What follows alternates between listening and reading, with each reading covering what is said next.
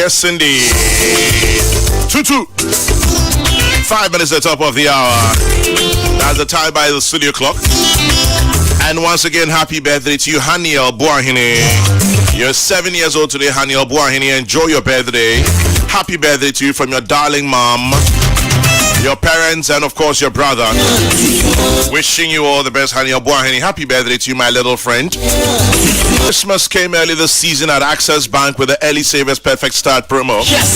Your children can win amazing Christmas prizes like PS5, bicycles, tablets, and many more when they participate in the Access Got Talent competition. Your children can participate in the Quizzy Sundays Fastest Fingers game by simply dialing star 901 star 123 hash. That is star 901 star 123 hash every Sunday at 3 p.m. and there are cash prizes to be won with 200 CDs in your new or existing Access Bank Early Savers account. You could be on your way to winning a share of more than 100,000 CDs and points every time you deposit to get early bird membership. And this one says, happy birthday, Mrs. Magdi Asabia Bilson of A&B Forex Bureau. Enjoy your birthday, Mrs. Magdi Asabia Bilson of A&B Forex Bureau. It's from Eric Ansong, a.k.a. Japan Boga. Honestly, and Tokwa is you Ghana in a man signing in a new Biana Debo. And Yaman, who here, any politicians. Peace FM. Honestly, and Tokwa is you Ghana in a man signing in a new Biana Debo. And Yaman, who here, any politicians. Asemba kwa beka utekre masono chensikai. I want to tell you, do your politics well. Don't let politicians deceive you. Mu hu yesi ya wono wani eji echinjia ya hu ntoko. Ye wi ya frustra ko numti nam ne yewi. Mu ana moko.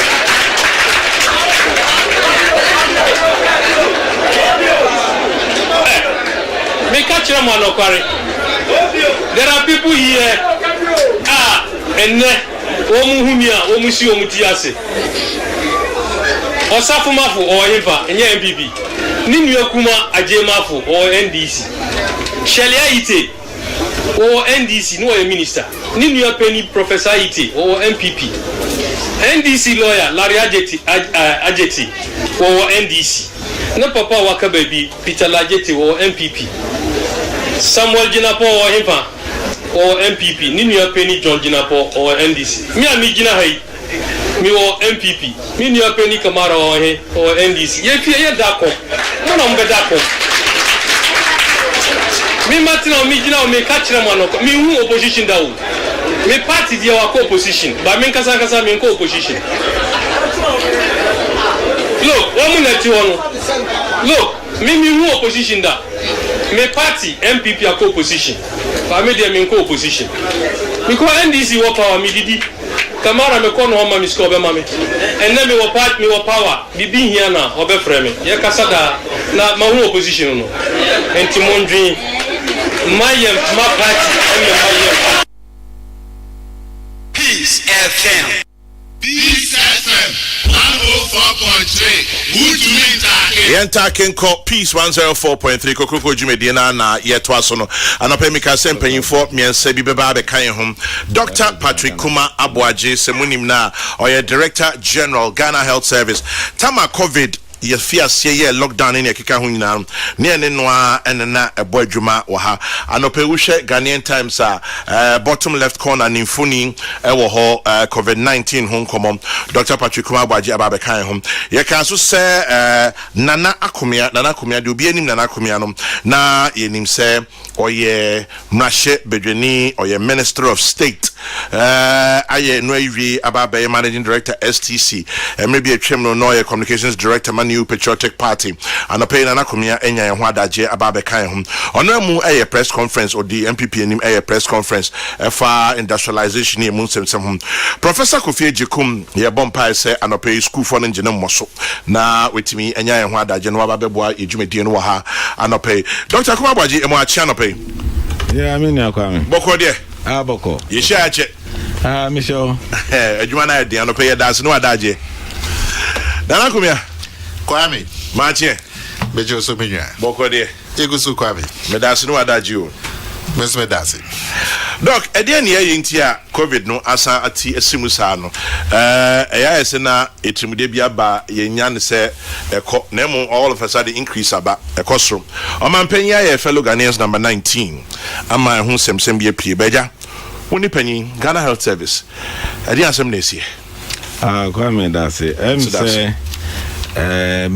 July August no ekọ soro pa ma yenyina yes health center no kwa enye health center no kwa na emom media na Ghana fo nyina boae ema ye osi ye hohoro ye nsa ye share mask social distancing and apart from say yenso ye test ye treating crofo no na isolate ni nyina boa ma na ba form na se na wo kan ne drum bi na im say dan crofo ye say bibia ekofom na wo kan da bia so me kan say kwan fa so be duru ha na say yes akwan na say be betimi etina be bia tie na no na em say ebinum ejeje mu mo share mask ni ade ma ko be ko so mask covid no ko covid ada nem say status say eba bebre na ni assessment ya hwe ni say apart from say nankrofon share no em say workplaces no so no omo relax too much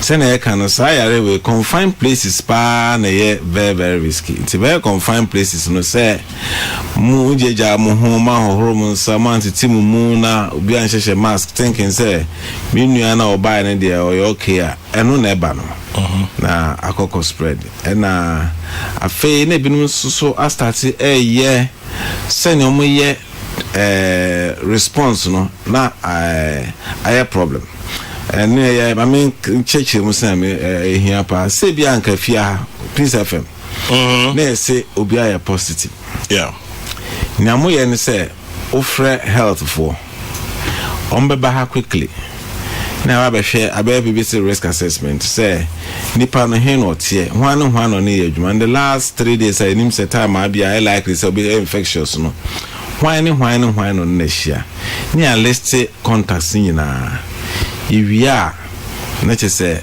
omo aye contacts nyina no they are supposed to be go on quarantine whilst we do a test for them na nyema osan hyehyɛ ma asade ne ba adwuma mu ha no ya kyerɛkyerɛ mu sɛ mu ntiti mu hyɛ mask mu ebia do obi afa ho enti mu bi nto ho saa ne ma no hyehyɛ ni nyina awie ansa na makoye test wi a mu contact so ya from so contact obi oba positive bia be call contact say bia efia o timu the last few days wo kwa sorry wo ko gym hwan na share ni nyina becomes contacts and your friend contact trace no na then ya ba no say odwuma bi wo ho so be positive a no aso me nya de mo collab mo ye tester mo ye positive no mo nkofie say okofie say hin okoye so okọ ni nyina nso no mo involve the health sector no and na ma sankrofo na mo wo mo ye positive no mo so de che ni pan so ye ne sa na okofie gura bia on kan chiro bi say na yemi obi o wa ye pese sigma free one can say oh my covid and that's my exposed and metne fie o si o me bibi on kan chiro bi on kan no kweo na spread eno ka ho titiri akra ha na ema sa de ma no aba anything pese ye nhihye ya apart from that no ebetimi aye educate corporate bodies no say na nyese mo so ya na mo nyina mo ko bank lab no buchi no akwete ma ba fie na HR manager na check results enye malaria yare a spread obi afise obi a oye contact bi also ko isolate quarantine for 2 weeks and san wa basani ye no na wo me negative me kwa adwuma yare no wo hu airport there no obi o ha o free London no negative of 72 PCR our PCR negative in so through airport or test no air positive between that period no na wa change abe positive because enemy positive negative, it may be positive, depending on when how the virus grows and some a bit may show up or me truth and as a nosa, a bit my test. Near my echoes no. Yenyan Tiebise University of Ghana Center be Mrefe Dino Wakakra. Omokoye test be almost say Krahankwan Nipa asymptomatic na dosu be pray. Mohwehwe mu bibisa ho. I'm say apart from the nebin so ye nkiti kole clote ni adade no. No more ye say people who have been exposed. Yeah. So people who have been exposed no and almost say they are about 20% of the people in Accra. That's a lot. Yes, sampling. Okay. Projections na for scientifically yes and no just also multiply by or they multiply for the proportion of the 6 million people in Accra. No I can say nipa anya be because even around Greater Accra no, the risk levels are different.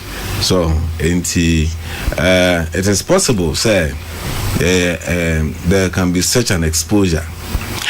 Professor Jekuma Beka and Prof Machia Kwabe that's no adaje. Yeah, Kwame. Doc, your campaign season mo ebiaka say and also ka ho. And exposure, risk exposure, and then especially with the two major parties.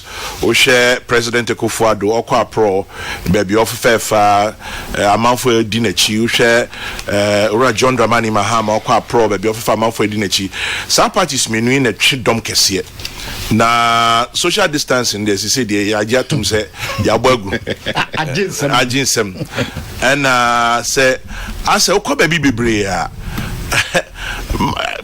Corona anyhow I won't go for a dream. Me can say last week me call Kumasi ko Buankra me beninem mba Kofodia ebedun crying F5 kopon kwa ebedun crying. I say mask no meet me aka say for the bare 4 or 5 days I'm in anti no nipa mi shi omo say omo ye 100 omo she mask 2. What is it? Is it the campaign season? Is it Ediasem? The Obon never from Ediasem. Kwame that say say ejuma na ye no say wo the evidence any data. Yeah. And the ejuma fi say ade bi wo ho ma wo de wadwene ebu hu the common sense fa hu a wan hwe ya na why mistake who can say started test no they started say yeah risk groups you call markets you call abubloshi you call all kinds of places and now first I need the initial sweep no just to look at the risk levels in those areas no you who say even in the market any people go on the risk of transmission is very very low even in the market. Yes, very very low. How? Say open space, ventilation are all the. Now I can say enclosed spaces is very risky. Now yes, no. We are on the ground. It's me picking we sent and na yeah respond no. If you say baby campaign that the baby no our district directors are observing. We have not seen upset. Tikaya Bay and Krankwana. The 15 other regions no is relatively safe. Unya bibia outbreak like in a school in Brekum or a workplace in Eastern region. But general outbreak, despite the fact say there been massive campaigns, no. I don't know interest more be and share mask. So we campaign and we ni na ebi akotena bar. That's an enclosed place. That still creates this, but you say a lot of the open, it doesn't really. Otherwise, this outbreak, this surge would have been happening in all parts of the country and not just Accra. But that doesn't mean say people should just take those things for granted. That's why we keep telling everybody say, even in the campaign season, encourage us everybody to wear the mask. But even there. Accra, we are finding some more in the workplaces and other places that are more enclosed and not say open, yeah, and can say and contribute to, but the key otherwise can be now across the country. So at the end of the say, yes. What do we do? Near say edi kan ene se pese ye mankrofo ehunu se yare na enkoy ye di 2 penny start ye na koduro almost 50,000 ya omu enti no se emre bi start se report 25 no na nche se no kra no for ye history na ye quite high enti mask wear ne die my friend agro obia nhwe ye nchuru yensa and especially workplaces no the caution must go because a honey free ne dia kufim.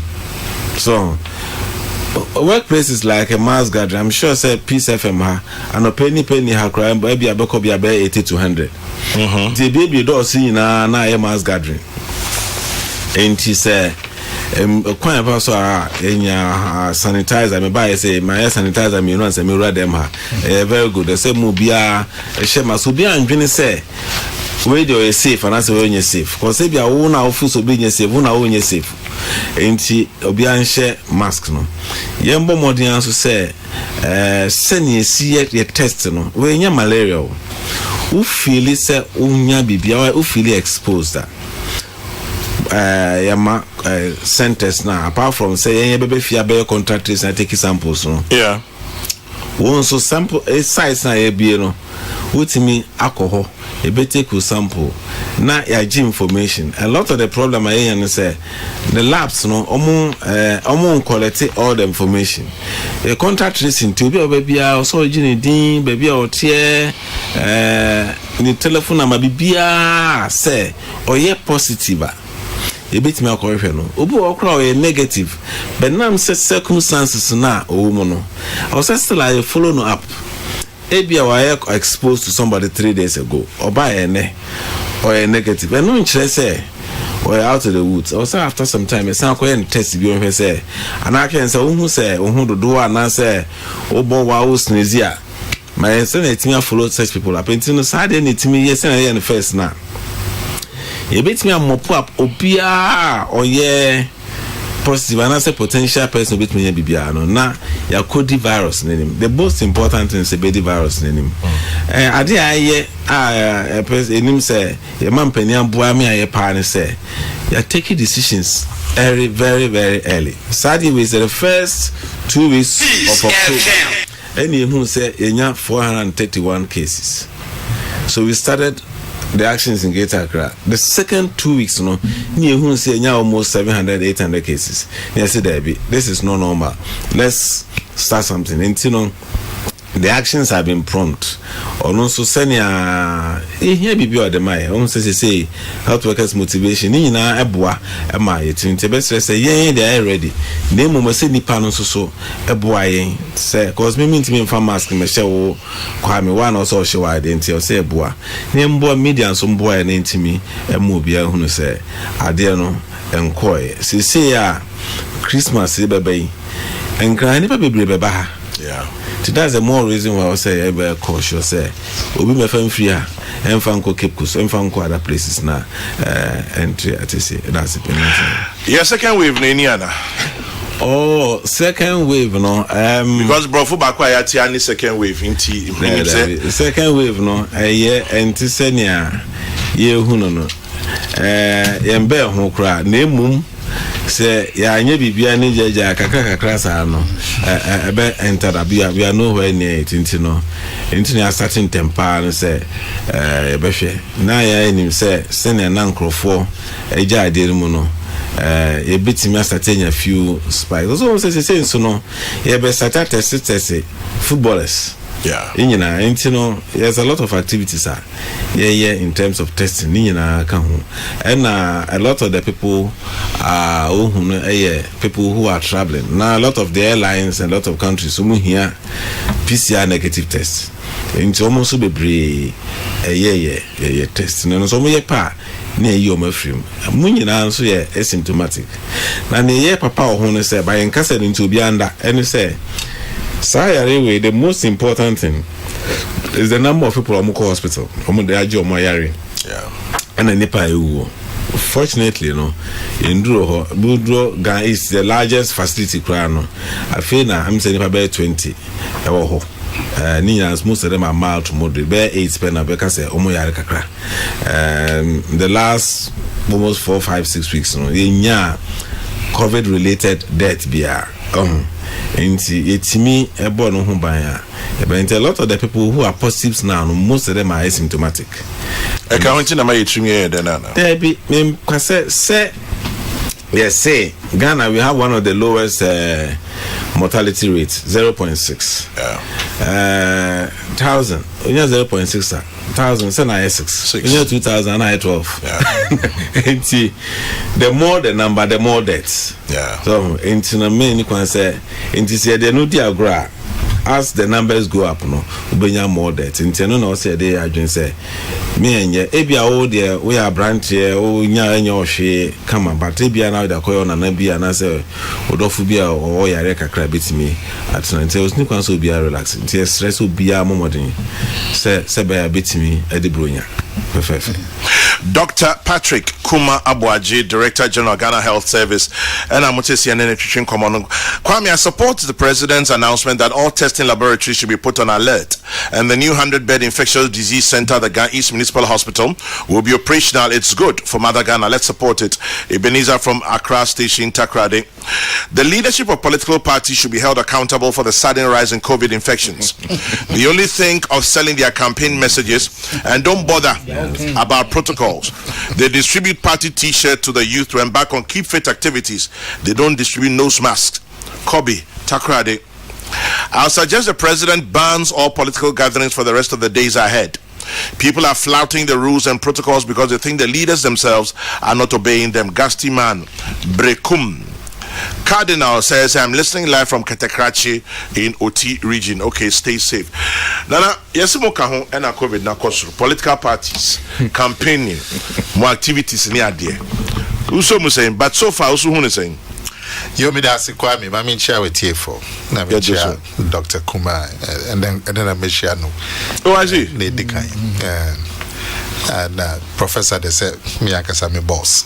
Na asabda so what be more na COVID asemia Dr. Kuma eni edi hunkuta hui ebi de say if you know my no say infections na apeja ne mu kakra no and shut in free political campaign na ekoso senka political campaign no koso di anka be ya yem hye papa because atavye mountain then no problem you see at TVBI but ekoso na eye ayem hye se dipa no ebodom pim sa na omo budget so na obi dodo na nhye max na ayem hye papa enti na ya te se sa nema na campaign na ekoso no and share da emma COVID no peja ni munu na chese asama shenkran kakra and also interests campaign no koso na nipa no bodom pim na yem politicians no yem bo mo koko and bo mo nkaye say even ya we jina mframem baby we jina baby amframa bo now so still no say obia bomodin or dodo pin obia or political rally and campaigns Russia ni mas ni botomo pongo slim enti na refer na henti na excitement no it is a bomb nkaya pi no be say your max no ahye just say no so cause but tell me that say because na me na biam hwehwe me say na campaigns no ko no hwe nipa ye campaign President Mahama, President Akufo-Addo, Dr. Baumia bebi on be ko nipa no bodom pim na sa works ya e kosui na yem hwehwe pa tell me that say and share that ma COVID no npejai enti say na Dr. Kuma Ken contact tracing no omo besa be hye mu kena me ojidie say enchebia anobesan abrasi said ransmiti is assembia ma shame crank kakra asa o ma start o ma chassis the vaccine bi microphone say Pfizer for the US for the no so shake me name say Dr. Kuma betimi amai mu kakra na cost wo ho but na ha me kakra person ga Dr. Kuma bet chase sa test na ye wo airport no and any panel pi sha wo say sa test ni body what it to how the to Nigeria, what it to South Africa, what it to India. I'm saying India no $150 on the board. Tiane no so no. I mean names and tiase no number ya na se bibi ho ebechi. Tika Dr. Kuma wo ha idea. Nka me so mesre no kwa me wadaroma say I want chichire mu kakra bi ono so fe mai. Medase kwame mpacho na nakomia medase mami nko panyin so na doc maba na ya beji moy opanyin yesi e kosoro o mapanyin akasa Dr. Kuma Bwaja chechire mu ewa ha usomu sei kwame say o banana trimia ne dai ha dwen on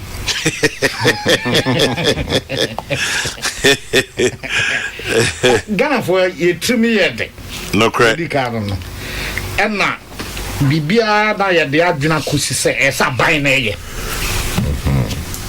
esa ban na ye aban ye dia ela nipa ya ye pie ne obia no pia okra president o there me ba say president o nim se me wa ha na yi ne o kwa me na o kan ya obia nim sa ha na ho dia say yan kasa ye de yan kwa e hye yensa blo an kwa no nyame de ma wa e ye wo dia obetumi anya akwanhia oba bi dia bibi betumi asiba emu bia nya ma dia eye ankrankro bia wasede ene wasodie so obo ho ban eno na emsa ye nhye no so no isa se eba kanea ye be hia dok no wa ha o mu kan ho asem legonipa na dimrika obia pedene no akoto sanitizer the next yes sanitizer who's be sanitizer ne bo ne hwe no bo no kra cause ya ti so owo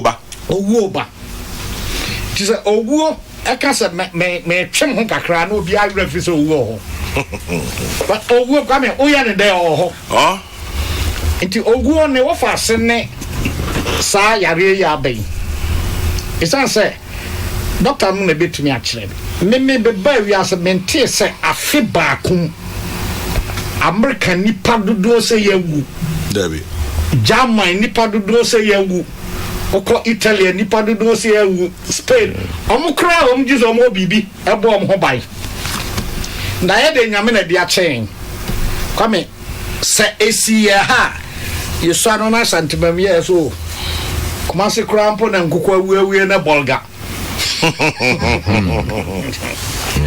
ohun za ho say sahanna nipa we dia etisa nyanyame na dia che na ka America yenim se wo ndro ni bibia nkom na ewu se dia nipa ewu America ya ha na nipa ewu sa nkom enka atosin abo na ne wo mu ne se wiase de de tromba kone ahodaso se wada wo ho so se adie we se ba se na mbesumu enti abanfo se ahodaso ne bema so tumi da wo ho so a o kokon na wo da wo ho so se dipa na amena no kokon no wa ho den teme a obobo ho ye e de twepon no nti akonu beduro no obedi nkodim ana yanya so e kasa ahodaso nhye hu sa wo da wo ho so wo hohoro wo nsa wo she mask na social distance eno ya ahodaso e de basa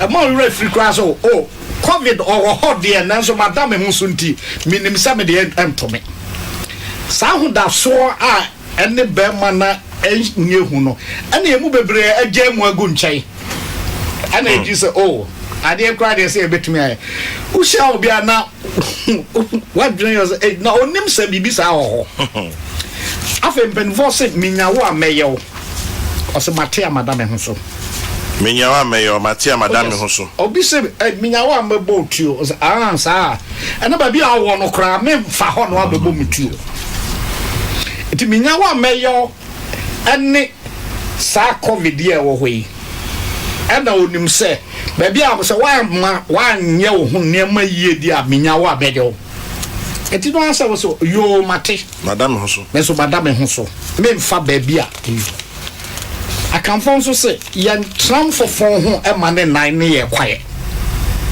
afofo se kai bia betumi ado nemo odan otra hwa na dan kwaye a ne nua kese abamu a enua de bi ho a je se ofro ani ansana wakotwitwa eti samre nyame aboan a Dr. Mada Roma aban ne ankrankra omom di sika bae omom di bibia pia se Ghana ha ya mobo se yare ti bae ho be kire no mom yenso ano no so be hu papa ewo TV so aram onya kwan ko dididi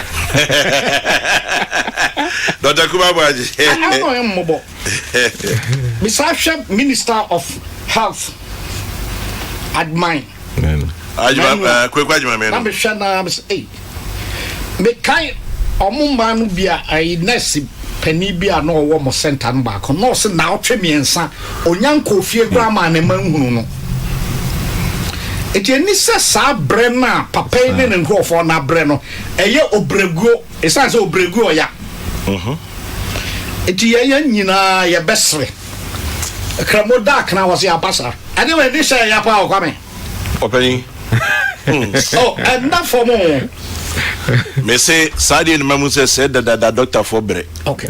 Was a such doctor for she we fi say o madwuma bia keke. Ya wada. Ye gina boankra. O mampanyin ne otumfo ebetrem we be ye adwabo. Me a shortcut in boankra land project. Na eja me kodi hu chia me. Abrante me gina me na so no panyin ade ehye me hwene. For be 2 hours. Easy. Hey doc mo bre.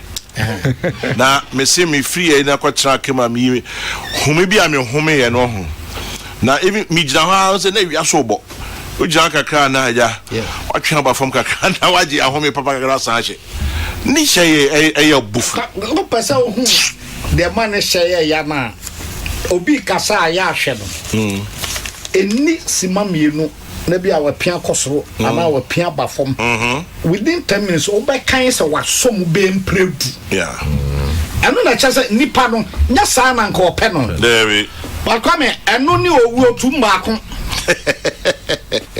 se wo hu ba kire kakra we hye wo no ene se wo be wu otu mbaako no wu nso kra bia na wo nya no frede e bia na wo koda mpa so ma wo yawo watete it come ese nyina boy homodi na yeja bibia to se adem ba na bedru 0 bibia ni ho na yese ho afedi obi anyina home a eno kra niam bi wo ho a ese ye koso ye ebi a max na ye be ye free ho a science a ye hohuri personal hygiene kama mu da mu ma meto ye wo school no ye tre hygiene any nature study Prof me took a crana mi so elementary school Prof no cranty crano na afi diarrhea diseases so what be 30%. Wow. Sa nsa hokoro. Swati cra cholera cramba. Yes. Se ba enkin soon starting na nso no amba ba bia. Enti eno bekan abrabo unse kwa me ade ba kwa bekan abrabo ho a se obia utu ka adura ni mu na o yure free phone a na wakai se bibi aka na odimrika akoje se okodu kwa mfife na wajan ho a aseda no unye mua ubenya obi ananka wasoma ne se monkofa be phone no samia phone abeka ye ho a se ni abrabo ekono sa na ese e fa ne manso a ebebo ye ho ban ama covid afri ho asie tukura no kame dua enya wo ebewo no yentwaso na kanekwa de na penfo se yensensen so na dua bi o utwaso kra ni hini no efifi eti dua nya wa ebe wo no yentwiase hu na enetia na ba bi a na sie no yempa noa bi nwu ho na wansa mfefe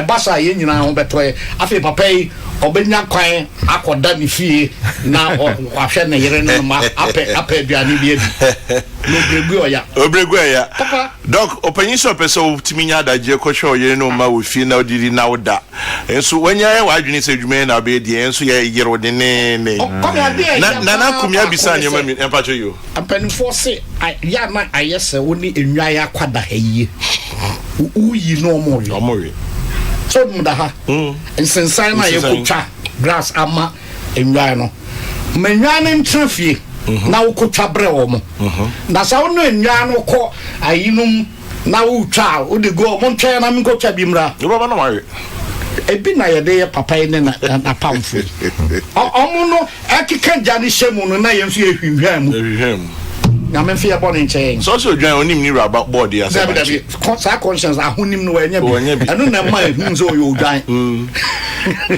dog nana kumia bisa ne ma mienu ne di kan Pfizer testing e USA ho sunsun so bi wo homa Ghana na ana second $150 charge wo airport am sen ko fa ka ho a nchechemu aba na mum ye dia to dwa dia na yetio plus any other the back ho am say vaccines are omoye ho adwuma de bebre am say bro so far bro by between 6 and 10 na eno ade ne tie say about 90% over 90% effective no as is a very very ade papa nyina am say apart from the science of vaccine baba no you can say mask no vaccine any vaccine answer so I started share ho ebia you say sign baby edru no kra no ebia ebedi be 6 more months and sana vaccine no kra no are available another 6 months bet me the best 6 months and sana I be available for commercial use abemo bi anya bi enti enso no adwuma vaccine no kra ba na preparation no and that form the logistic preparation we share bobo ho betimi a vaccinate nipa also vaccinate omo no ehianti sia no ya ti committee a enso start hu adwuma se ba ni ma ben na ebehia bia cold box se behia hwan ebe dikan ahwe mpanifo a na se behwe nkwala nipa na yesen ye ni nyina se be ya ebe ya ahoboa se vaccine ba ya na enso yetimi edibi a distribute into idea ye ho ye ade papa na airport no na me say as a product auto ye ni ye no and say ye per se udru airport our first objective since the person be import back na bakruma into before so be two no 72 hours to before so you could test a negative say o man tell no so eyi nipa na bebre free obi o ho a on ye Ghana ha kra bebre ko test so positive amuntimi nkobio the same no more bag and amuntimi ba oduru ha so a ni ayo na ni e kan say ye mpese nipa ba bedi by 6 to 8 hours e airport waiting to have a test and sana opie. And you know the product makes it say apart from human air no okohwa ebe 80 machines this year machines no born yet nothing and secondly ma fa nipa be 360 adwuma se be ya plain men sankra besi ho a within a short time no na it me clear obi ama obi apie and once we say product in that way na nebo bedin Kokrokoo bi say Rwanda oduro honoma ne a take you sample be na akoda hotel one night asa na adechia abajo response amakofie so o kan nyina bomu a it come to the same abokrea so start to say put value on the time so abetwa airport to say baby o ho amoye PC abi about 3 to 6 hours na otwa sansa kan results no ni nyina kan enti no a product here feel say within 25 to 30 minutes no all land so pie okay now so far so initial complaints and people are more but more know the value and I say a lot of even European countries are learning this product and trying to some so set it be up but the objective no say I was say it may prevent importation no kra na you know yenya 178 now hwe so a September in 42 cases October na surge na start in Europe no. Within the same month, 96 cases. First week of November, 34. Wow. And this can imagine the number of importations about Ghana had within the first time I did quarantine crofone. In 105, no quite 1,000, 105 cases. And no, it is in 2 stages. And for us, a sacrificer, a banner year, sacrificer, Ghana for a year, sacrificer, health workers in Ayano. Me feel say, if it costs so much, I bet me I prevent it from coming out. Because we don't know a positive. A car ball in the papa, never back on Hokrano. And yes, Kaktua. Inti, you say, Sabayan's inconvenience almost no. Ghana airport no, I am more like a local hub. Most of the sub-region have no more transit. Inti anything that costs too much clog no. I bet inti no say making sure say any biano. And affected the quality of care, service delivery at our airport. And to me, feel say, for now, no, initially, na complaints. No, say the Miami to say complaints number 4 because Omo Mobano, me uncle be about free UK bar. Sample now swab me take of him £15. Oh, UK. Which I know we are so could £140 for the test. So the UK there nobody in China. Oh, baby. And I heard close eye for now. I'm on fire results immediately. Walk to that hotel, Noaba. Oh, Nina, of course. Well, can I be crew or cry super Kokrokoo? Obey 1 week. Your passport. 1 week time, all the results of your results outside to be out free. Be out to cook Marcia. Better than crying. As the results are with me. Nina, of course. It is about the product our person was selling, and I don't know the products now. Yeah, torn it there. A born now digital, competitive.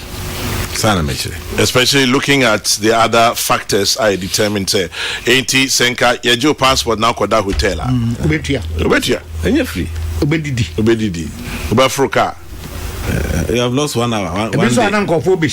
Almost 1 day. Obidi message be bring me October ending. Na me bomo koko. Me ni evidence biya. Okay. But me bomo koko. Osinkophobia ewu UK titru eba Ghana. Omo results no. See amount for stati fake. Inti se me kwa me sefa kan ena me koye ene negative. Se nana komia eba Ghana no aje. Na omaye omde atuko omde afa computer mu no ma se din ni ade. No maye. Na ebia matama na komia ebia £20. Na matama openye jukum £20. Intermediate business. Semitiye ye na mbedru Ghana. Na ye testim na me negative me fa ho dwane. How do we know say results not go for the ban? Crudging. That's who Saudi and Intama airlines no I very, very strict into to say be blow a chi or more return reject or into the who since we are system be or more like a global totally global Sebeya. Results in will be in one pool and to be at me cross check is and pass it why a test a negative in the software no and there's a lot are going on but since you know so I first one yes screening those ones no say airline the will ban a faker a funny airline the airline no any abri say make sure say results are genuine but airline obey them who say me drew airline am kuta me results say any more system beyond better testing said document I'm crudging. It's never ever perfect. Okay. In the time we are able to see a lot of them no. Until muhu and affair so wow. Until now for your surgery. Oh yeah. Hey. Anyway, say yes. Say the more the hunter learns to shoot without missing, the more the bird will learn to fly without perching. The crime no crowd and the man the testing on arrival even more important. Obviously, besides children under 10, are they supposed to test at the airport? Children under 5 are free. Children under 5 are free. They don't test. They don't test crowd. A free. We don't test children under 5. Wow. It's all because of the risk level is very low. And the inconvenience of but take it through swab free akwala knows any easy empty no because the risk is low more than test you. But children under 10? I better see 10. Okay, right. Obi has just corroborated Nyameka and I'll say, Kwame, the message you read is very true. With respect to tests from the UK, I was offered one recently when I was in the UK. There's a particular area in London. It's big business over there. Nippon Sandy Sadi, you'll be a union, I know. Or Sebu Titu or Yajuma being Masi. Omwani and Sano. I'll say it's big. London. Omwani and Sano. I have some more. Yeah, na ebiso pekwanya ponyi jete na. Anyway, open Sadi you discussed that. But my band also answer na Nana Kumia so it's answer no Nana Kumia then the manual sim straight.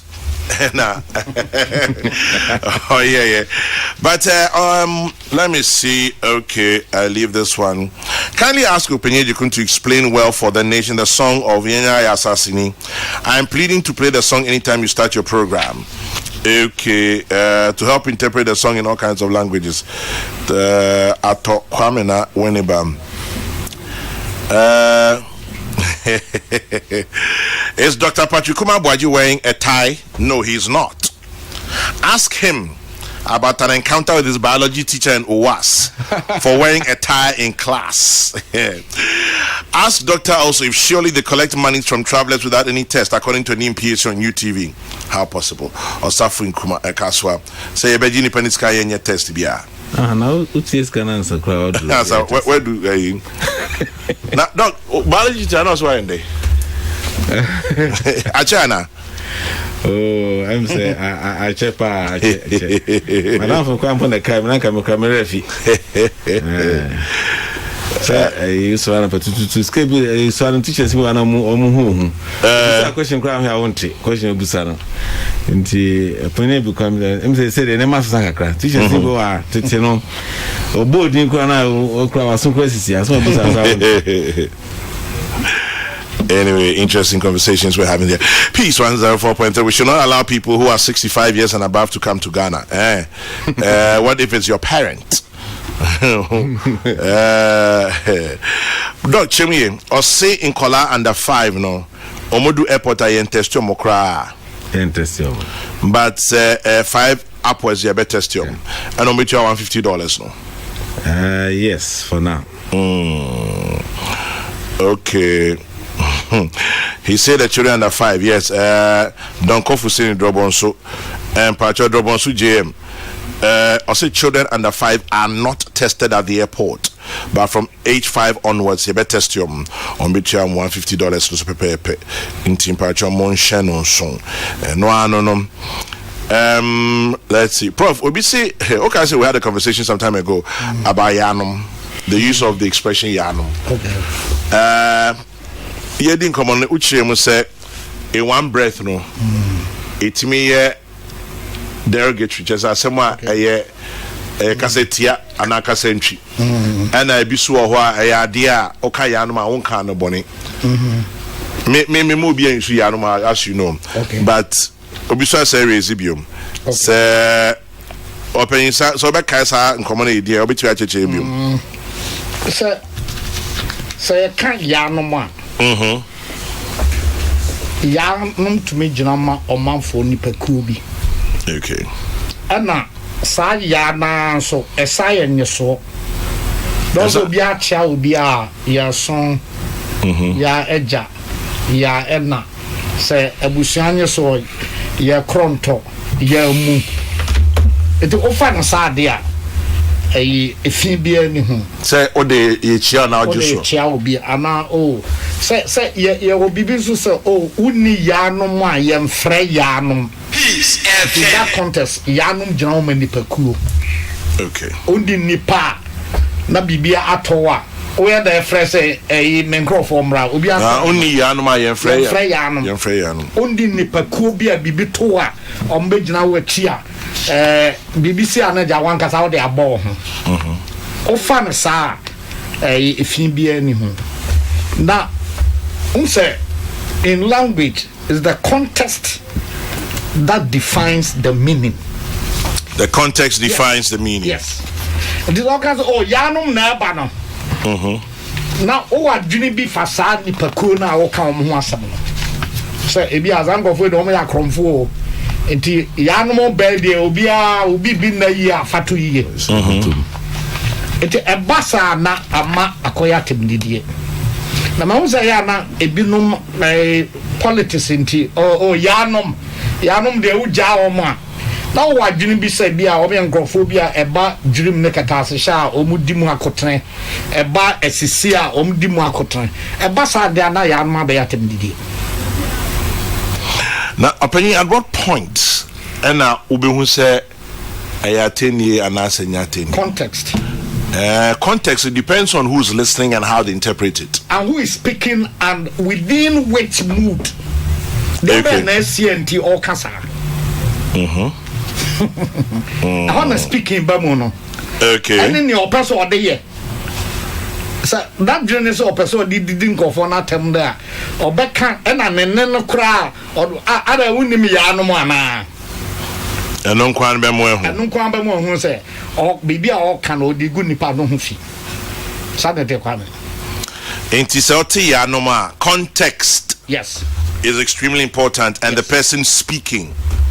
And also ekahu entina nana kumia ka say ya no ma mempini no and say nana I say a context and the person speaking and knowing you okay ya no ma I know what exactly your context is and the previous incident near chama baby o free ban dina da bia ka say okoto se nipa me no ko a bisa o say nan no de asem na si ye and then no mo ko banano de asem na si montam a anti and the bibi kitua bi se to bia nkofo ko a odwunu ho anti ase enti wenti na mo ko yi unim de asi dada ask opinion jekum the meaning of the proverb muto dwane kote prak ani ade then tell you come emuto dwane kote praka pk ni awu twe we bia wo so wan twe ni ara me na mentias praka bi o ho praka ai se aboa na ntwi ate praka okọ we what yeah the pempem onya obepem o just o ya bodam bi sa problem na beka de twa to come is we dey plan no me pese me na akua din komo fa ne press conference na o kan bibi se obi se ya na ya assassin and I am fancy fridge mu so nchechemu bo how we take it why not ebi aye betumi aye akosi baby na say say first two lines ye yenera ya assassin yeah ko betumi akan say ya assassin but ara na ehye ho no esi sudua assassin ni wo bia jia duka say media ene mia media if no in sisudua it puts more emphasis into yana ya assassin ni chese assassin ye dia awayin eni obia and o say eni ni na se on kan chese assassin eni ba bia so me for kwame also nini yeah into ya assassin ni obey in terms of proximity oton sa obo sa assassin na da hoyi the assassin e wo ho no dia no se abodin ne emayen sa wo bibi na se ne bo no nheda enimu sombo a eyira emfa ho onza so kwame wo mi yesho se so one CDB eshahana otu botum na hu se you handkerchief ayira onkofi nkusu debi adetia oh nyame adome bia na 2 cedi so enti sa one seed no enye bibia ne boarding ema wo ya handkerchief yira da bia pen a sense enya boarding ni enti no se bi e ho teche ma but asase na o ka se yen de ande o se e ya bodin ne e ma yen na bibi e ya bodin ne ma bia kame o hwe ni ye minanu ma na o me ya de on se ma o mo wo ayi agudi adaka bi jewelry box bi enom do masoma de ne omon kawa ne bibia enkenken no kro mutim chichem de ye sika pa sika akode no no wo ba bi ehye on fan toto ba bi keke e wo dem ho iti enam say ya body ni nti no e say ehwe so yi the first two lines no asase no ye dia eni obia eni wo China for and any war Spain for dia and asase no eni achirichiri eni akofa ewo ye ho ya na esanse ya body nti se ye hwe so yi eno se moja na nananom efiegu ye enyade to ho maye to otwa no so a nyasa asase na ye sorry pre company ansa kan ye obi koin ehwie ni moja eguman ansa na asase na ye se ye dia no ebe ye dia sacrifice. Yes. Obi de ne kwantwa so so far sandefo a na ohwe twembo akodua no a ye kum ansa na sandefo etumi edin enkunim na ewo denchafo echese obi abre edi kwa me mamemfa enu nsuo se yen ya asase ni eni ba bia ya bonde ni ra ye nananom edo mumoja na ahwiagu enyade atoho amayen yemfansio Prof medasi na emum okay say ene dem samanfo atwemi akwachire emre bi yedi nkomofa akan clans ani hwan ntimi ware hwan obi se na ware you na osa obetimi aka ni biom okay se obeka na say ye beba ya wada se ma memmoso keke okay akamfo abusua ban na eye nwotwe agona asuna bretuo asenne oyoko ekona asechiri nwotwe adwanya ni nyina agona asuna okay bretuo asenne yes oyokun ekona ane asechiri wanya say 7 1 2 3 4 5 6 7 and eduana yeah 8 yeah sabusu ban nyina bakubia betwana yakaza otwana you trace the genealogy to one great grandmother nti nipa bia omwo wembia no omotwana ebekwa kosi abrewa ba konso acha se omu nyina ase ne sa abrewa no enam se ye nyina yenso ye di enade enti no se obi eye asona na owo ekropon ekwapem ha ninnua na on try the obvious ninnua ne osagefo amwatia no but omso ya asona fo e wo chibi omunua ebi ene edweso okay hene omso ya asona fo omunua ne offense esansa omya nua fo nti no beso me yasona ni okay diza mi dru sa ankora bia so na mi bisa sa asona fo bi wa ha no omso ya na me kofie hope na mitumi kire se me yasona ni a mabeka wo ho busia baako eti aduane bia na yese ya ese ye mami bi so obi wu ho a meka busuafo no ne ye no esansa ya sona ni esansa be ya sona ni enam se emma wo fie ho nyina eye menu ama omo nyinu no ye maame no emma ya wo fie ho nyina ye mo fa se no ntimi nka se sa ma no baako ho ye mefe me pese me ware no untimi ware ho dabi esansa bi nuanom ene wo mo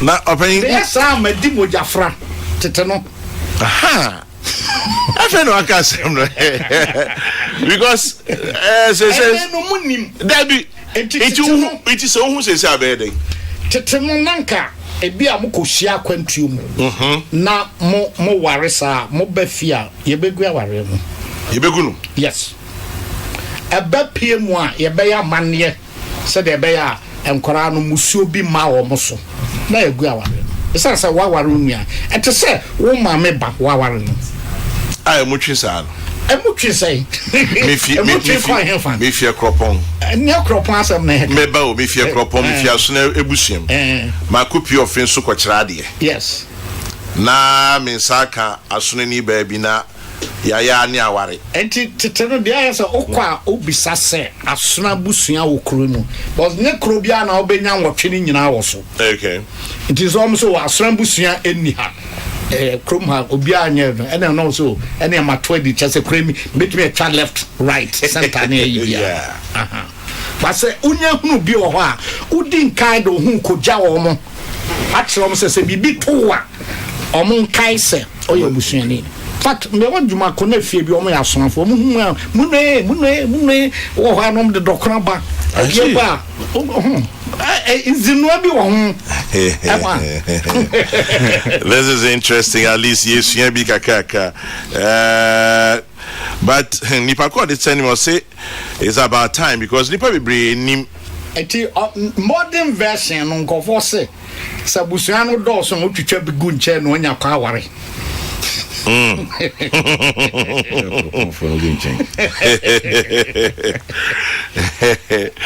know some says ushia mo saso nipa be dua na obi san say oba busua be won tumi nka obani mi kura meni okay en ko hwehwe so o ma mi frɛ kropon yo o ye we mu ba ko oria 89 abobo so no ba mis o frɛ mu ba ko ba mis baby sir na ko me adem nim so nim ne de enti da bi na nanim na na me bra panyo nim ko afi bi fi sa se ma bo adem so nim ti o me ma ya gona ni minim me nka se minim na professor Saibusua no de there yeah because we are so na busua there so we can just win him onim be say minim busua be free mu wo be krom wo nso tem minim me nana okay minim me ma mi nua no papa nua no tu ka se mi fie aso na there enti un se sa o ma me ni nuanom no omon so ewo o ma me no wo ni nuanom bi a o mo krom ha e bi a mo fie no na emen ho sa nkrofo no nyina ka bom ebo sa abusua kese ya ye ka ho asem I friend say asad for friend am ton but even achem ni ada no friend abusua ban and asona no na asona ni free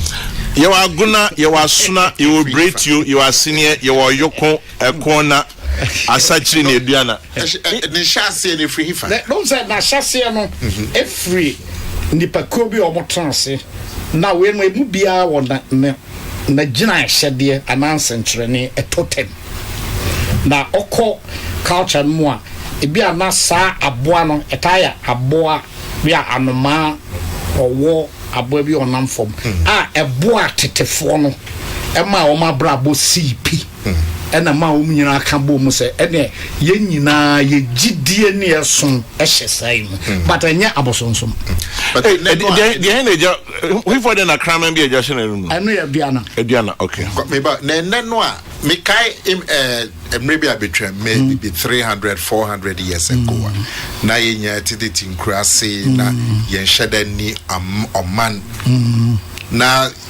bibi etimi de hye ho so okay na nena ya kambo madani oman ye wasante ye wachem ye wo ahafobre obron ye wo omeka ho Saibusua no bebe oh say wo mejitum okay and then obi ba ye ohene ofiri hemfa say no ofifie back ofiri abusua Saibusua bi mu it is sometimes nye fie no kwa o hwe no ye be hwe abusua say ni back in the first place oye osrani so your osrani dia na obetumi aye ohene e wo chibi da ya hwem sa and I say ebusua no ye baby a wo maame efri the asono ne brand efri and person metiase say ebani say na efra we num agona for we num ya sona for we num ya breed yeah and I say nipa no ka no brebia normally e kwa ho kyeremu a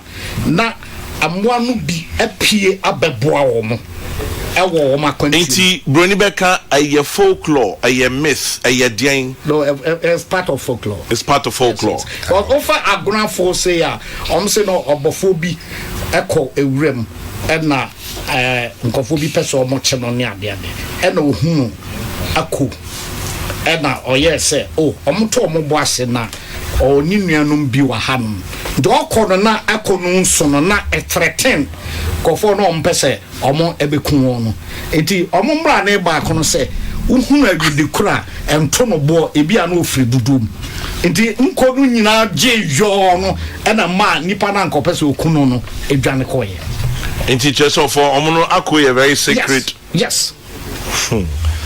When you just one do share that you be chance me o cheche mu me question blast one it is me meti hey na bia me busuan ya son busuan yes me nim senate but yes o ya son ni na kwa me sefa kan odon so ya son ni then how are we related?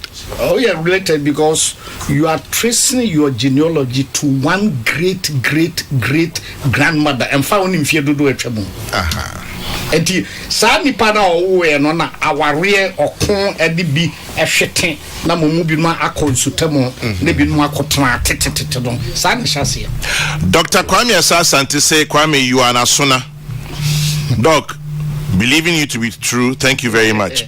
Okay, Minya Michael to say, Onya, you are more likely from the Asuna clan. Okay, Michael, thank you very much. Honestly, me display baby, I mean many a church. I mean, Maxwell Kofi Juma said there are serious implications, including medical reasons, why you should know your busuya.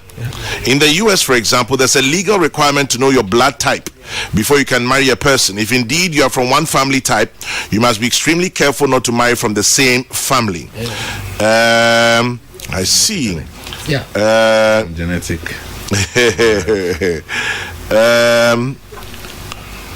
Say God, don't be silly. I'll mind you. And then Minsha Wine I'll be looking at your head is purely Asuna. Then I could feel silly me for you. Obisi Chairman General, you see, I always told you that you should stop the politics and let's learn some very interesting things. See what we're doing this morning.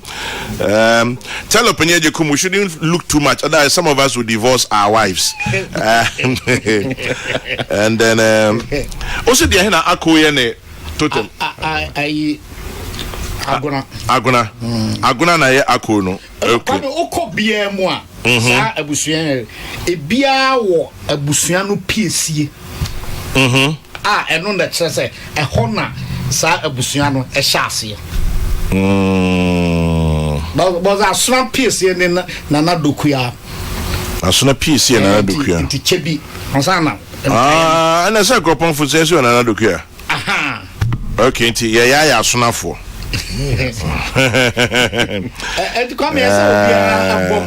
Obi si ne papa ya suna ne mama ya agona. Yes. Ne papa ya suna. Etumi nya sa o papa ya suna na mama ya suna. Umunya ne sa on. Dabi. Me say me suna ni papa ya corner. Interesting. Well. Eno Trisha, thank you. We're getting some good education this morning. Even though Nana Kumi and I are still a bit confused, but Enyahe.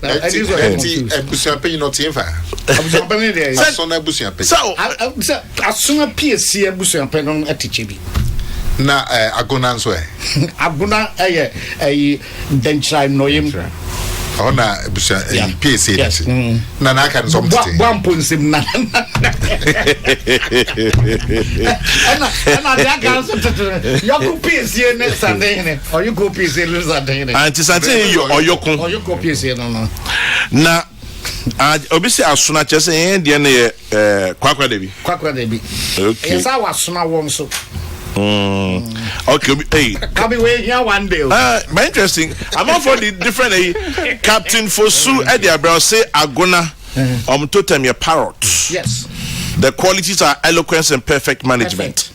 The patriarch Senena Wakano Yenanabu Ponsem the first of Denchira. Yes. Greetings and response ya Adomi or ya Ochidem. As a minya one day. Stools occupied Denchira.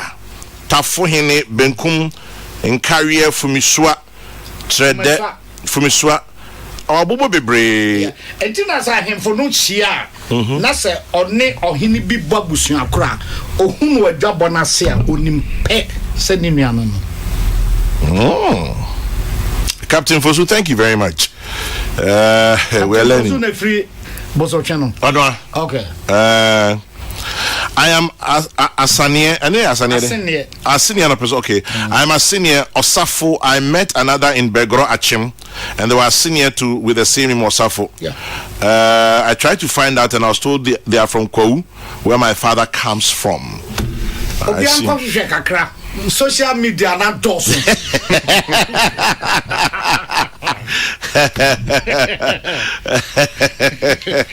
Of any social media and ABI decided to see the way we are. Obisi Neopenye Jukumu Kenya Yajiatum, but he can tell you for a fact. Sir Kokrokoo is not part of it. Kokrokoo is from Laboni, and his clan is coffee shop. But Obisi himself, what's the difference between Oyoko and is it Anona? Unse kwame ayi abusuan Ayoko ni Anona.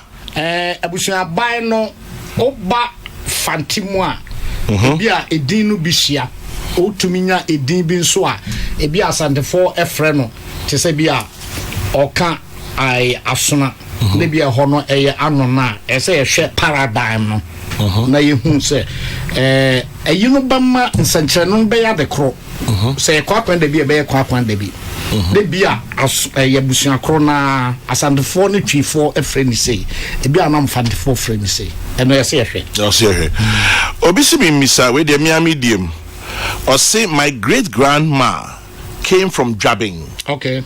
During the war to Kou. And had my grandma in Kou. Okay. Am I Oyoko? And am I an Ashanti or Kou? Okay. On say ya to na ya toko ya mami from baby our mami free no and fa one baby our TCC baby our mami free no ho no free Jabing the otisu sese no ono eye Oyoko but asante onu fra asante Jabing na making na your friend abakuma isan say oye sante hene enu akuma. Okay. Enti me hwehwe mu chese ono ko a Jabing hene ne ohene just asante hene e trans na ya soma kofre no because oba kumase a onu say odi bame asen say odi trimude Antini ni asante hene because Jabing kokofu be quiet enti Jabing na wa ha no omumu bi na akon bi ba ye nya kwan church no mu ne e na ma o mbesra asase free achemfo abu akwafo e na o settle Kofodua ti na free Kofodua New Jabing yes enkura wo Kofodua no adweso ne yoko ne afidwase no okọ Jabing no ho a sankro na etotaso it is a free asante Jabing e na be share e kwawu a let's say entona Jabing for no bonnet no or the bank. You don't change. Okay. Enjoy your yokoni. Enjoy so your yoko dear. Jabing phone you and Jabing phone you and yoko. This no free or yoko abusium wo Jabing dear. Waba kwuno obeya yokoni. Oh, okay. Or say ebi esetu Kofodua. Yes. Oh, into the same panom nin krona ho nyina part of New Jabing. Wow. And just saying, no, bisa we not just oyo yokoni. So free Jabing ba no ya yoko there. Baby obekwa akotran ba bia say no obeya yokoni. Yensesa. And now yemu ade wo your ba wo yemu ade nyina so be ya yokofo. I see. And fa won be ma wo be wa no. Why yoko? Yes. Come on, man, send a man say program no. Open. Hey, who say no? Wait.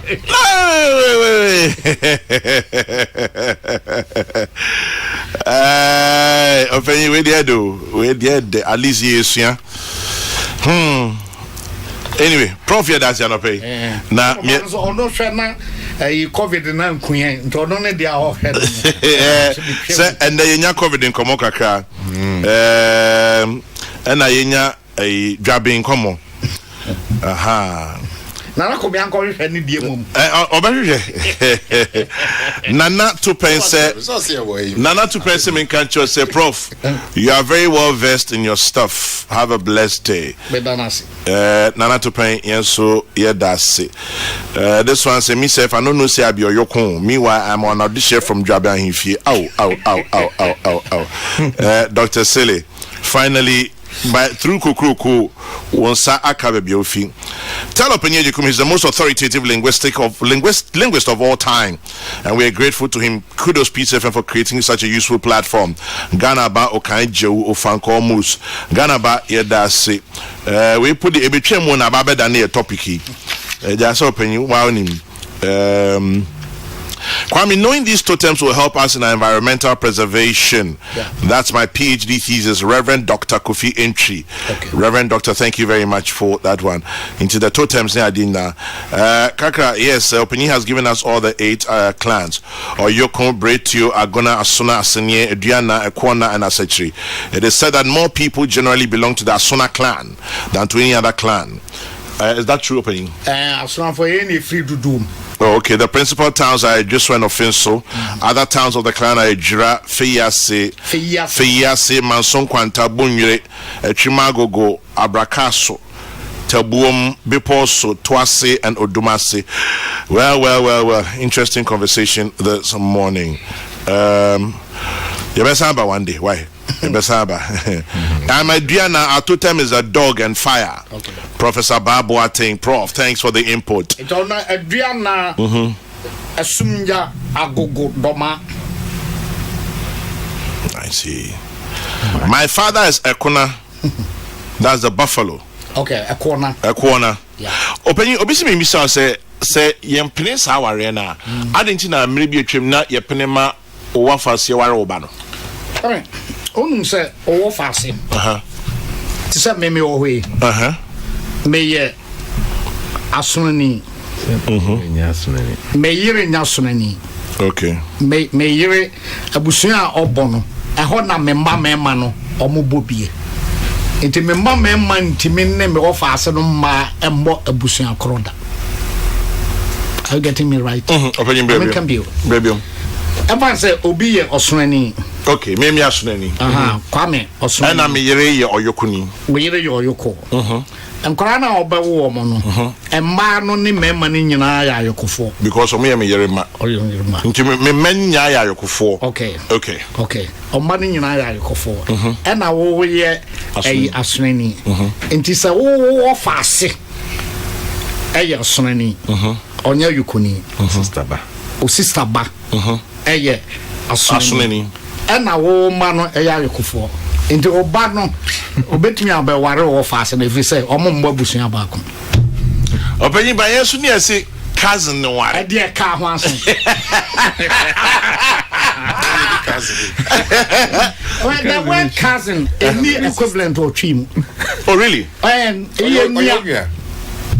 Etinya fe na oye na wa share we kwam se fa me nuano no me ma me ba no na na kombia ma me ba no papa we dey ya me ma me nua ba kwan wadodo intunia unua to wo fa ma nyina ya unua oso wa ma nyina ya unua kasin bi ani ba bia ese osuwa ne mane ya papa no no ma me no ana ese so papa wia enam say wosowa emma no na abaye wo faase o madu papa de enti no ma yo papa da wo papa nwudi a o papa nwudi o mo ye onuanom emma no utimi ware bi ma bi abaye o ye ya mre iti I see. So anything na me wo faase bit bi aware me ba. Yes, if sans say because me mano ye ma busua. Yes. Hey, but you buy Nancy, the man say, I'm your first cousins. I know you're Nancy, you, Kwame. Wow, and now be there sending me no. Minia Bako Ernest, or say Kwame, I can't, there's nothing called cousin. It is Unia, simple. Yes. It's just like, say, yeah, Obi can say, or baby also may offer say, or buy me offer say. Or buy new, I okay. Inti, me papa nua ba eba. Minti me ware no. O papa ni nua ba eba o betumi ware no. Mo mo abusuafo. Because me mami o mami fam. Hey radish. Prof, we dey na ye school be very ya no pay na. But you better so. But kobisa. Prof.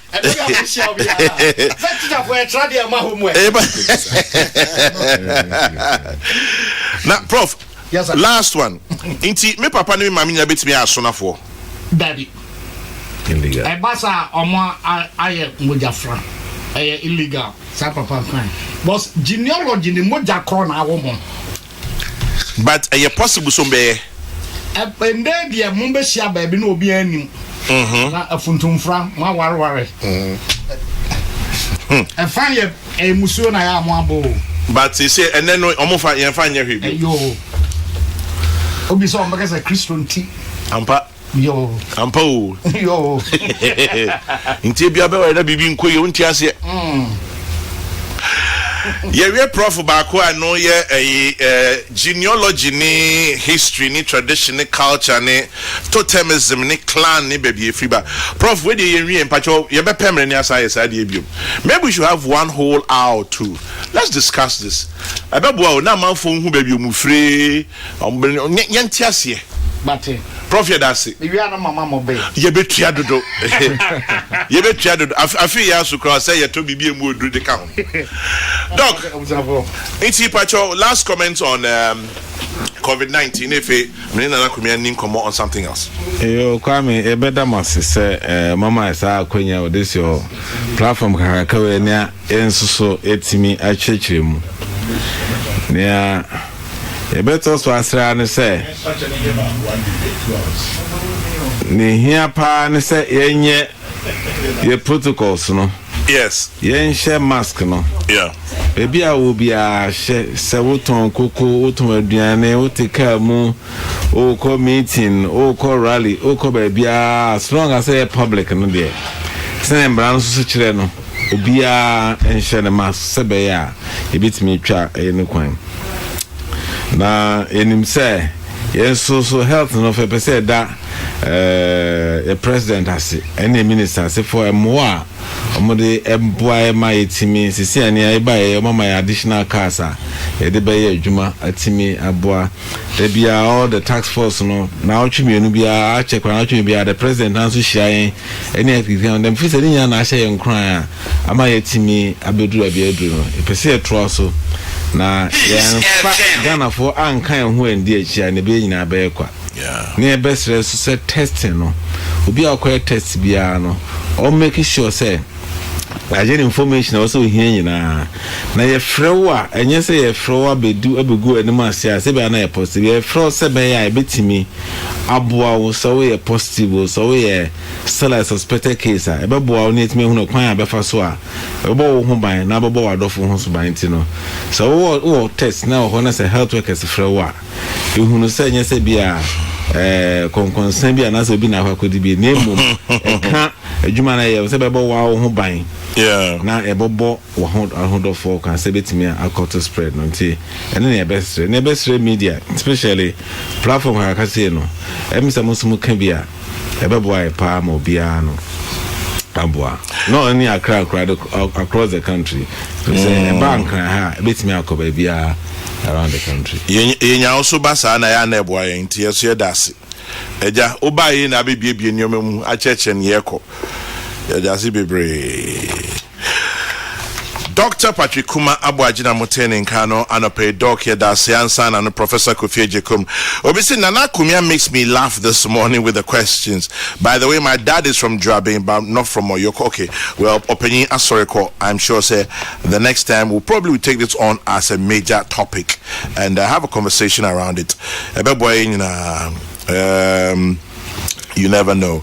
And then this one says, from your grandfather KK Amwa, former Iyoko boss, you're sending love to your grandson Kweku Crunchy Amwa, who's also KK Amwa of Morning Star School, is 15 years old today. So to you, Kweku Crunchy Amwa, aka KK Amwa, from your granddad KK Amwa, former Iyoko boss, says congratulations from your father Kofi Amwa in Maryland, USA, and your mom Maud Atakra in Accra.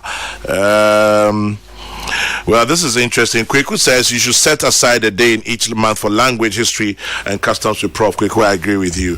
Thank you very much. Very interesting chat we've had here this morning. Nana Kumia, enra oye press conference. Say you share the Obonkra Tani bi anopeya. Wumfuni ewaha ebi wahwa. The outkan o share daily guide. More factories coming. NPP.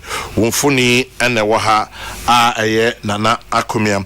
O share chronicler. We've put 76 1D1F in operation. Nana Akumia udin ewa. Just say baby abefebia Nana Akumia here, Nana Akumia there, Nana Akumia everywhere. O share finder Akufado's industrialization agenda unmatched in Fourth Republic.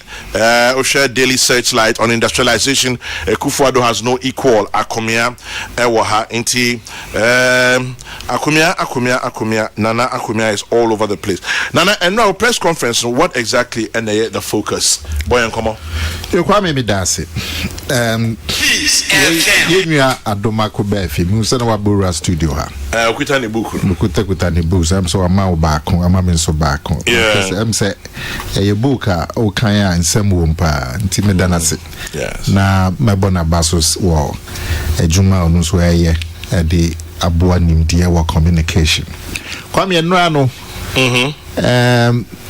Na me de tu dwa ne se ye be elections.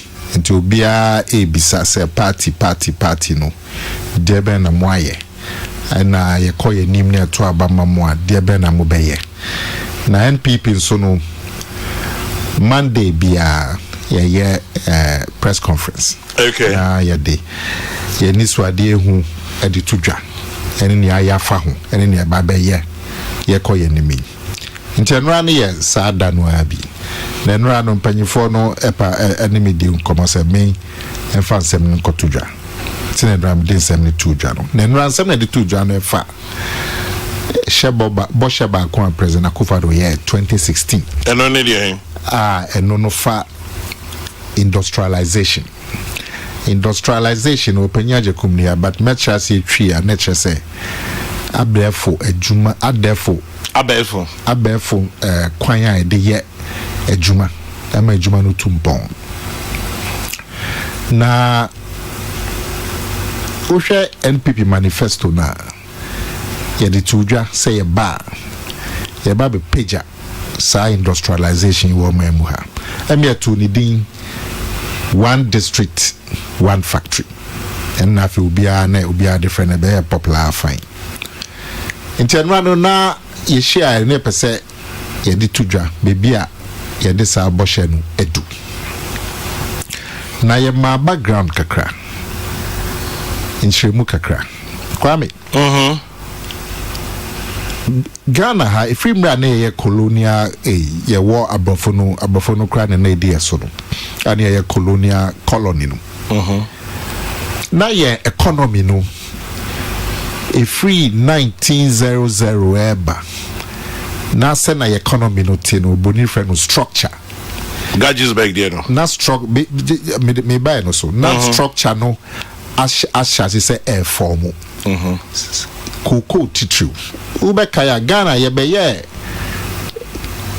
omaya ye dua Kokrokoo eton Kokrokoo echen oman bia wo wiasim ha before Gogisberg ansana Gogisberg ba na tedekwashi de Kokrokoo no ba 1870 ko baby within 30 years no na ya beye the largest producer of Kokrokoo in the world. Gogisberg by free 1920 hoko and a timber number can na gold number can gold cried no can after the tour man be friend Gold Coast colony. Into Gogisberg meso no na sa structure no na fe a form way structure no she say ye two Kokrokoo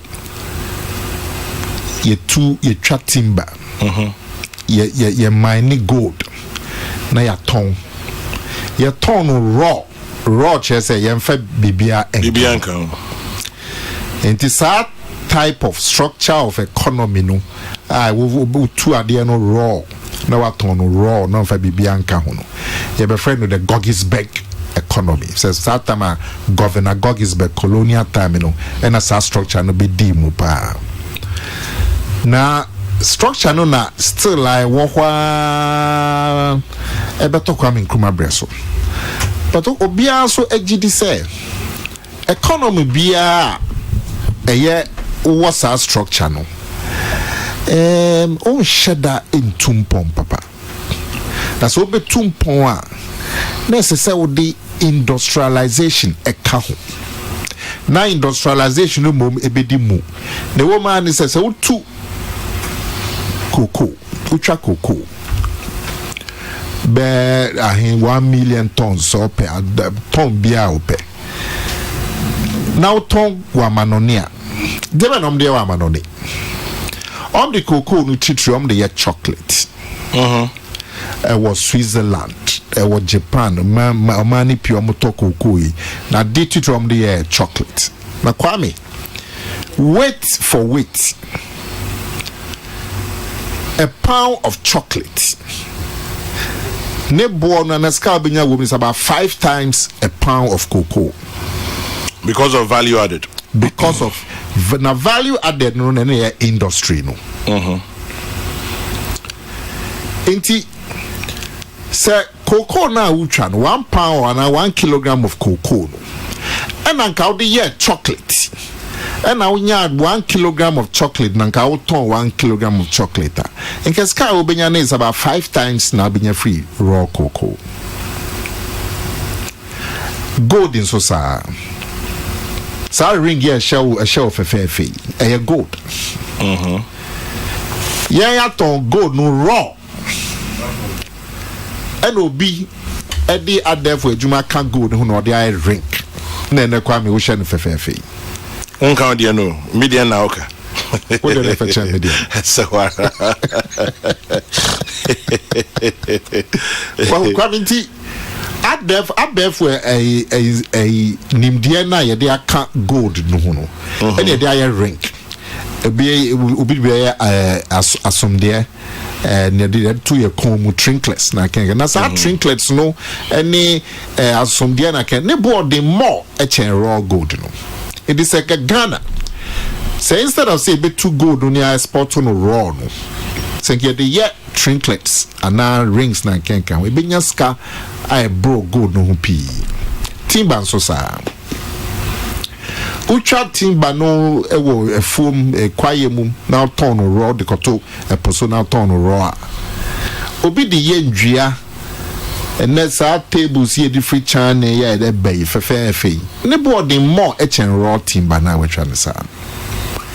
It is a person or man tumpon Nasika sem ekwenim na juma ba ma man for. Let's so to me sisa from the raw production now we now the industry ebeka. And I'll share a dear back on say Yankasa apart from their tongue warm and on it is a gold any diamond any timber any cocoa no. Yankasa yo memu hano kwe juma and Ghana for dodo na eye. Kwe juma farming. Na si edua bode ye dua menkeni ye dua banche ye dua emo ye dua mako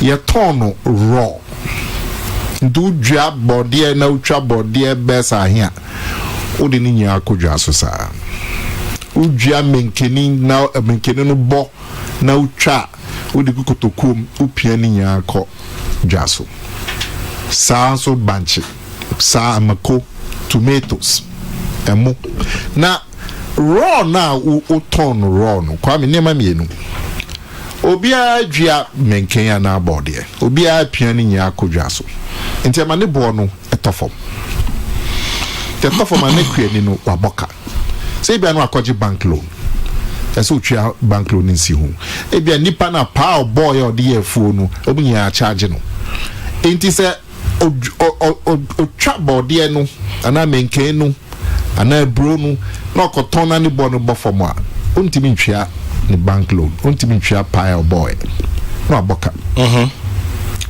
enti the next year no one take it am obedwa na ba betrankra so ya mabu a obeja akua ne ya but say industry bar eno no body no so twa body no a ebetimi di bi yet abefo a juma bi account technology account na ya dane body no be into chips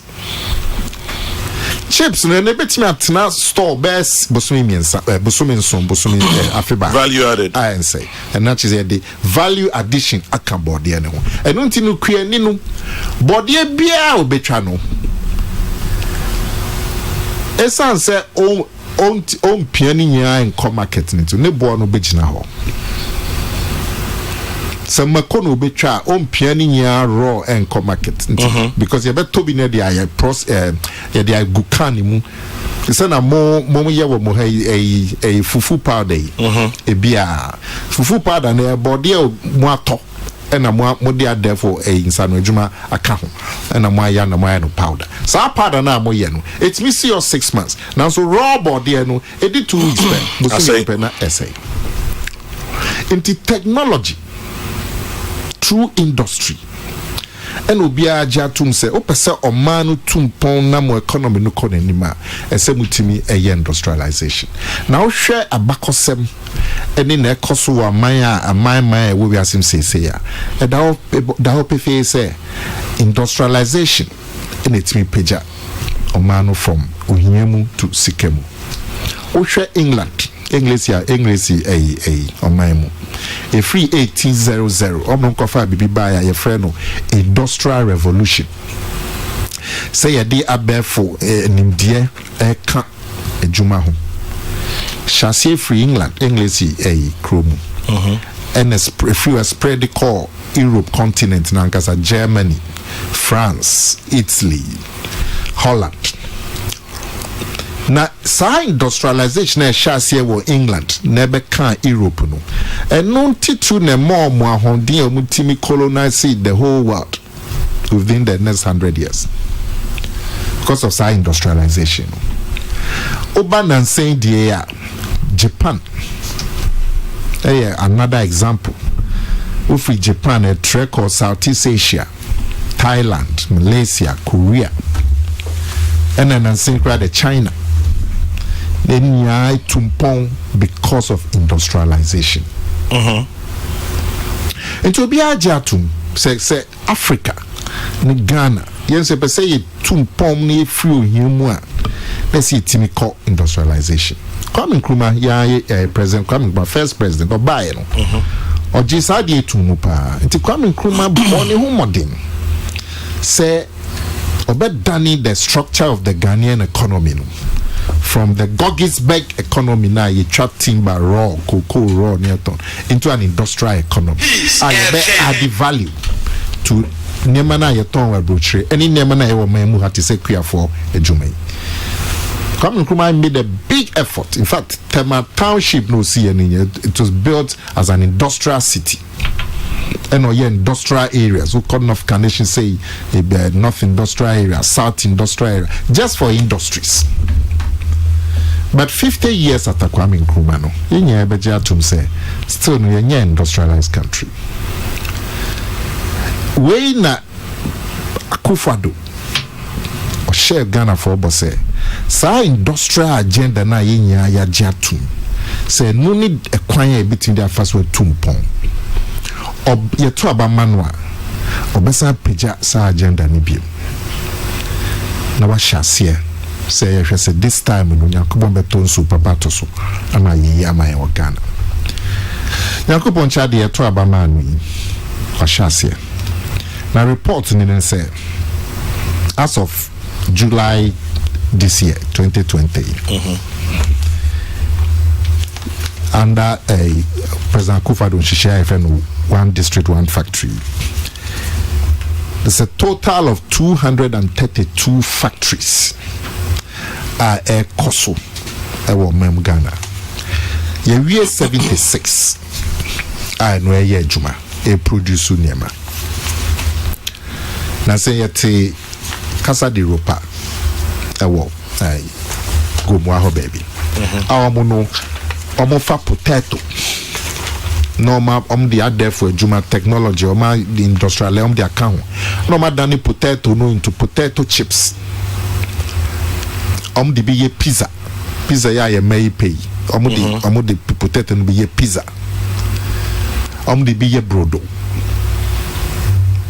wow elintinu ye ma minum e wasa potato ho nya dodo na no mutwa bidie eno mu nya jai omu nya dua potato utwa potato no a na obetwa bia factory Casa de Europa eto apeja ye ma menum sika omunya ebisa busumi bia obi anya ni sika ejina ho nti eze utwa potato utwa 100 bags a sika de be ma on the same utwa 400 Nana, bags how do you respond to mo kase nyamu kenyina no enye aban no per se na ye na private in a private capital na Kwame, okay, me buy no so now ubebisa say na dentina Kwame Nkrumah ye no 50 years after Kwame Nkrumah ntimi engine industrialization me sure say Yera Champon or ye onusu ye bi Yera Rollins onusu ye bi na opeso hwe ekwan a oya ebegina afebol se na egina wo Korea egina wo Japan egina wo Malaysia na kenkan na ekwan a President Kuvado e faso no boni be the model na e faso no a different kakra model no enkonkofa aban sika enfenkosi factory model na ye use ene no ye juma through the private sector ankran ye wojide se no na be ma juma no ejina ho so okofa aban sika na de kosi factory a wan hwa na hihye ya ewo ho se ye no ne anye se anye san hihye ni ye na ma factory na ntimi engina se ye refi kra be kai Commander Sugar Factory ai timi aban fa sika kosi factory moa na ewie ye no factory ntimi nya adwuma if you say hihye na se ye no ya ntoto hihye ni ye ewie factory na afi esichire ahwede de be ye esichire na ahwede na ebi ne ho but the private sector say be awo Kwame na wa kwa bobisia wo bank na da could see sugar factory ube make sure say hihye no bo nifa no feasibility ube make sure bank now be ma can make sure say hihye na esesa wo yenya the technical feasibility financial feasibility production marketing nya esombo na betimi anya ho faso atwes kan say this kana ma enti na Kufado working through the private sector. Number one, Kwame na pese bia ufree akachi or you tomatoes. Into person koye factory wa akachi. Se ne beya manu dua tomatoes na obetimi atobi no adane into tomato paste. Enti Kwame wo na wo sa nimdie ya ana niswade ehu ya. First, o de beko local district ho nwaka so district hey tomato na yedua pa be say me ye factory a ebetimi ato tomatoes ise na be ya say ma me ndua tomatoes ya ye mpiani nya enkodwa so na ne bo no mbofo so ma mpiani nya anche bia tomato be say na cost areas na Kwame obi say ye ma me no de kenten be say num nsia no de si lole kwa say wianum utwem godo ka twem na hu omoba no atobi sometimes utwem ka atobi nya say obi a ohia tomatoes no but e omobo say ma me aye adwuma na wetwa tomatoes no da be si kwa ho na ewiehye na e ba be say ndu bia no ato kenten ba ko wow into the sun so they would the district na district no G2 na fi the ba Ministry of Trade and Industry menua penye Alan Chairman danu almost G2 say juma na ye na ampa be boa district na fi no o ma refer to bank na fi na bank no so new eba be hwe nhihye na o de ba no Exim Bank Selected banks, and one bank. Okay. Banks best as 6 WhatsApp program is so. No more on technical viability in terms of your production. The production model will be used on the back compare with other countries. We are your financial viability and our marketing. Because on the mouse can don't person make sure this can who bet me the BB and Bama Faso. Romamo pass you we are. So I plan now promise if I buy so called tomato factory wa catching ya jiatum if bit me nyam faso be bo catch for. Afa na ban e ba be so wasen kakra. Na no kra na ban e mouse ka. Na ban ye ne say number 1 ebia machine a obetoto if you broche beba no ye be twice ye jo pot ye be wave eno duties kakra betwea ne levies ke be wave eno for machines ne be raw material kakra be hia ube krafia broche aba ye be ma 5 years untwa corporate tax from fienu and afi insihuna na interest na obetwa ama bank no say bank no discount ma no aban betwa ebia ma na afi infrastructure ebia bibia pesokusi factory no ekwan ya say ye ma na epeko factory ho any nsuo any electricity aban be ya ma te ho na aban enso eso nsam enti eno ni plan na ana model na ye de ye sa slow kakra because as I say the approval process no as called district and so about ministry and so called bank so approval process and so bank na uska and so na infrastructure amount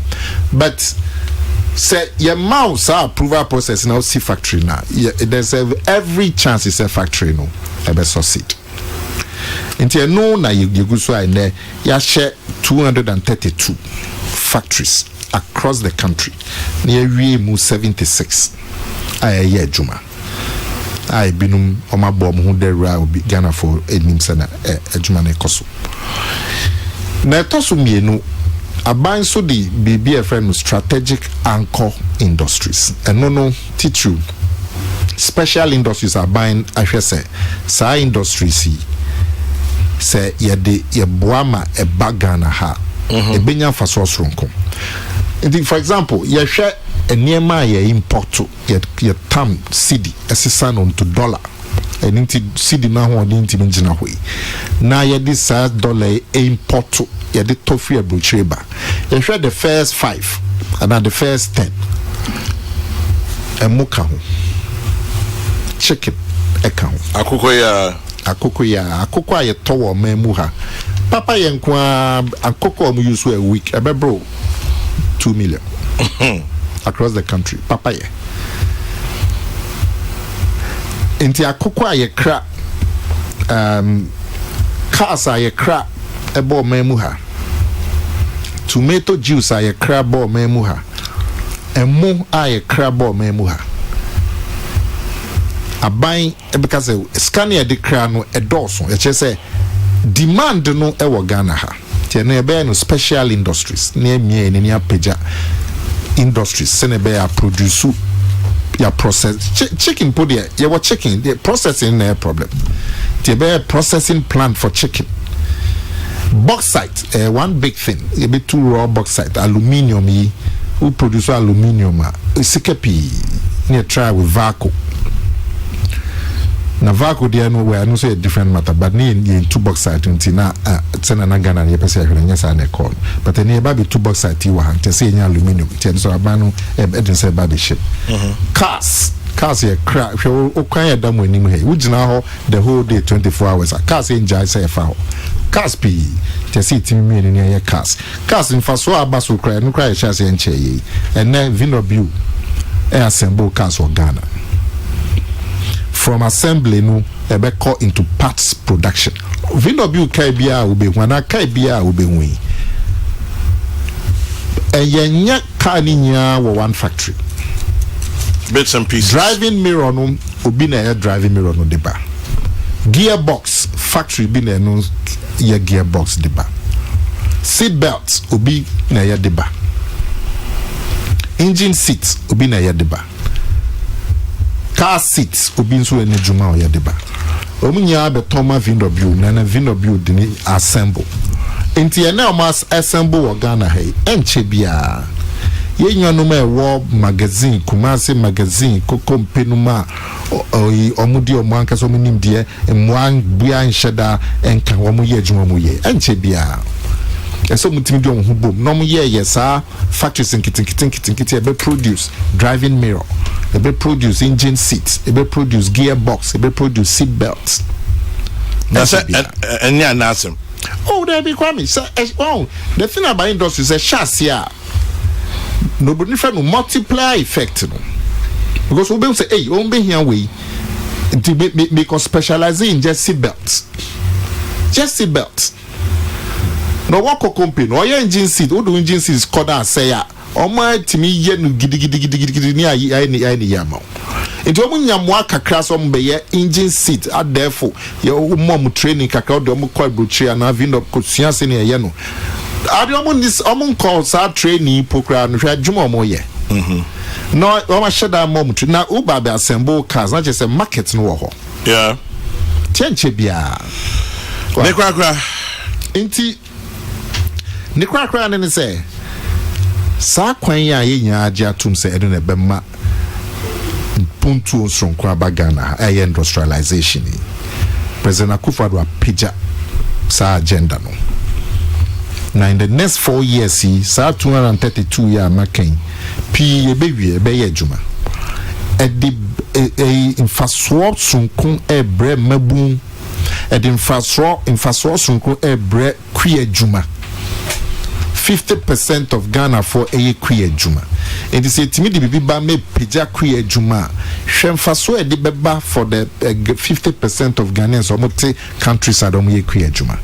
It may bo on baba from the free crassia babaton dock chain one craha because queer juma no in faso and shadenisun. On betine crassi why you queer juma. Because amount of a body be obe producing obenya to for and we are saying. Enti ye can say mebun tichu.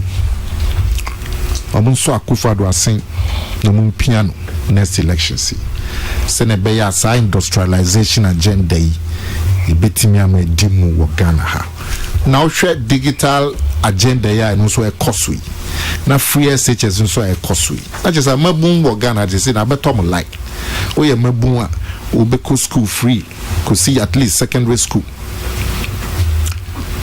because of free SHS ya the industrialization ba the bema ejuma ebu skills training uko skill na plumber electrician welder industry see ba ubenye ejuma and after the digitalization I know digital economy I di bagidi and rakra yera Dr. Bamia sign e de fofo buy nti mebu mo party NNPP obi any President Akufo-Addo obi e de picture be sending me or drive VW assembled in Ghana. I'll say I picked it up on Friday, fully assembled here. And I'm driving it but only branding no Nana Akufo-Addo. The way I'm fast back a free Akufo-Addo Inti Ronnie Nicole our state housing. Ronnie Nicole na de ascend me no say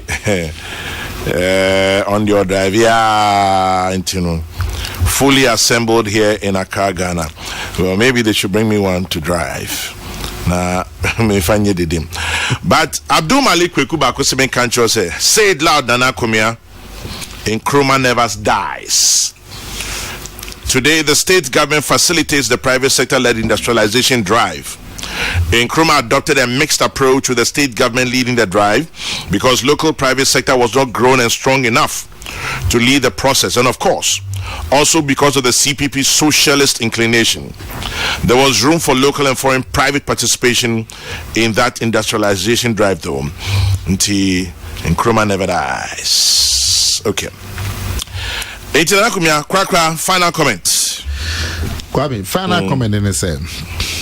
Baby Agana do say a share in somewhere a safe, especially industrialization.